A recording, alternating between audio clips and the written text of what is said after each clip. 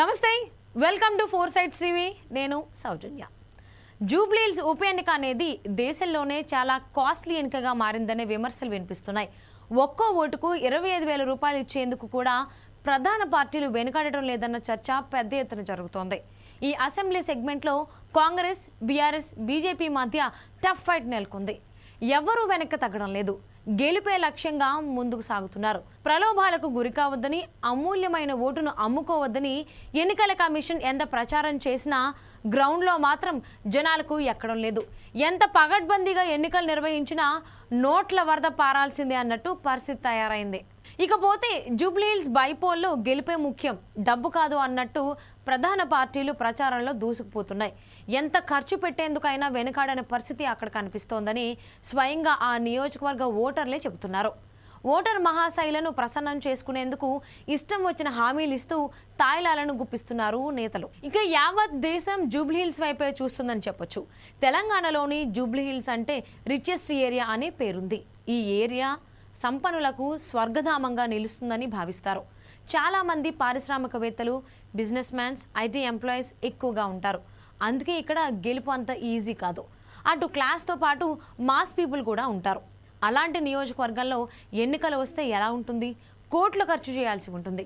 ఒకవేళ ధైర్యం చేసి ఖర్చు చేసినా గెలుస్తామనే నమ్మకం ఉండదు. అయినా ఎవరూ వెనక్కి తగ్గడం లేదు.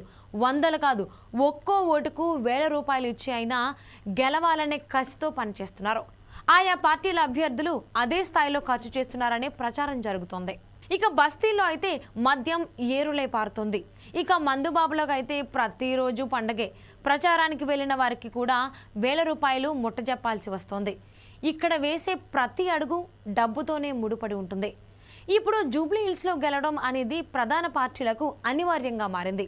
కాంగ్రెస్ పాలన, రేవంత్ రెడ్డి నాయకత్వానికి ఇది ఒక అగ్ని పరీక్షగా కనిపిస్తోంది. ఇప్పుడు గెలిస్తేనే రేవంత్ ఫ్యూచర్కు ఎలాంటి డోకా ఉండదు. లేకపోతే సొంత పార్టీ నేతల నుంచే విమర్శలు ఎదుర్కోవాల్సి వస్తుంది. రాబోయే గ్రేటర్ స్థానిక ఎన్నికలకు ఒక గేట్వేగా ఈ ఎన్నిక మారనుంది. తెలంగాణలో తమకు తిరుగులేదని మరోసారి నిరూపించుకునేందుకు తెగ ప్రయత్నం చేస్తున్నారు. కంటోన్మెంట్ రిజల్ట్ను రిపీట్ చేయాలని భావిస్తున్నారు. కానీ ఇక్కడ ఫైట్ అంత ఈజీగా లేదు.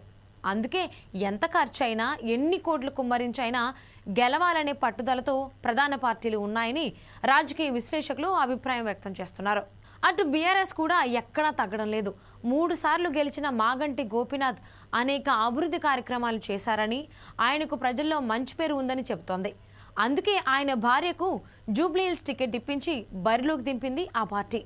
ఇంతవరకు బాగానే ఉన్న ఓట్లు మలుచుకోవడంపైనే ఫోకస్ పెట్టారు. అందుకే కేటీఆర్, హరీష్ రావు సహా పార్టీ ముఖ్య నేతలు కూడా ముమ్మరంగా క్యాంపెయిన్ చేస్తున్నారు. ఖర్చు విషయంలో ఎక్కడా వెనుకడుగు వేయడం లేదనే టాక్ వినిపిస్తోంది.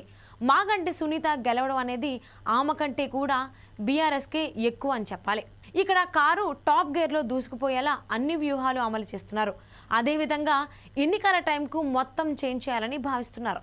తానేమీ తక్కువ కాదంటూ బీజేపీ కూడా 2 పార్టీలకు ధీటుగా ఖర్చు చేసేందుకు రెడీ అవుతోందన్న చర్చ జరుగుతోంది. చూడాలి మరి ఎన్నికల టైంకి ఓటుకు రేటు ఎంత పలుకుతుందో అనేది.